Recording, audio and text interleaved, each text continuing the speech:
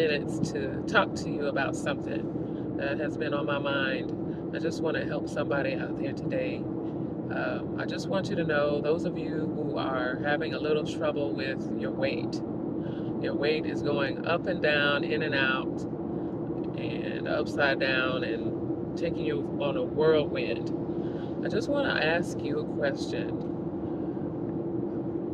And I know this is probably, obvious, but how dedicated are you? How dedicated are you to do something about it? For me, I have weighed as much as, can I remember, 230 pounds. And granted, that was around the time after I had my children, but that was still too much, so I'm not going to blame them for that. But, and so, my smallest weight was around 150-ish. Right now, I'm fluctuating around the 170s. And according to my height and everything, that's about right. And I realize that some numbers will consider some of us, and we get flabbergasted by the fact that the doctors may say we are obese. What we have to do is just pay attention to our bodies. We want to pay attention to our bodies. What the doctors have to say, I'm not taking anything away from them. Oftentimes, they may be true, it may be right. But pay attention to your body.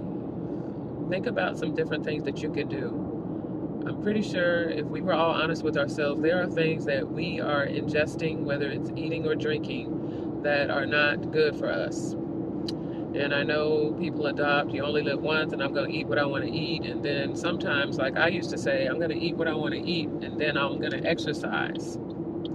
All right, I'm going to burn it off.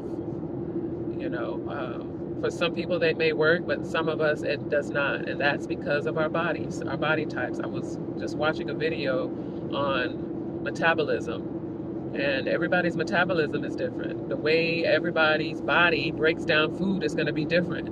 Some of us are allergic to things that we had no idea we were allergic to, so that means that our body does not know how to break it down.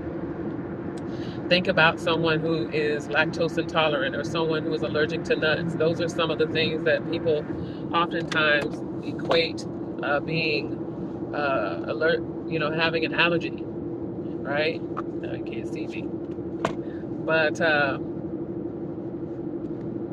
we just got to pay attention to our bodies. And so with me being a certified holistic weight loss coach, and I'm not saying I know everything, but I did learn a lot.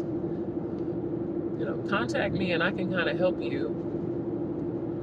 I can help you to maneuver in the right direction for you. You may have tried this, you may have tried that. Oftentimes you hear all these things that you can't eat. But let's talk about the things that you can. And you are going to have to do something about this right here. Not trying to be nasty, but this right here. Your palate. My mom jokes all the time. She says, you got different taste buds than the rest of us. And I was actually catapulted and almost forced, basically, to do that. And I say forced because there are some people who do have different diagnoses and different illnesses. And unfortunately, because they have the foods that they eat and that they love have such a strong hold on them. And I can say that because I am a witness to that. To where they just had a hard time getting rid of those things. If you look at anything, if you look it up, even the doctors will tell you sugar is the main culprit. Sugar and unhealthy fats. With the holidays coming up, we gotta think about what can we do differently. And I know a lot of our mindset is, the holidays, I'm gonna eat what I want to eat, and then after that, then I'm gonna go on my diet, and then I'm gonna eat better. Let's try to think about doing something different with our holiday meals. And I know that's gonna, be blasphemy for many of us. But again, going back to my original question, what are you willing to do? To live a longer life, to live a better life, to live a healthier life. And trust me, the things that I'm saying, I can say it because it's my testimony too.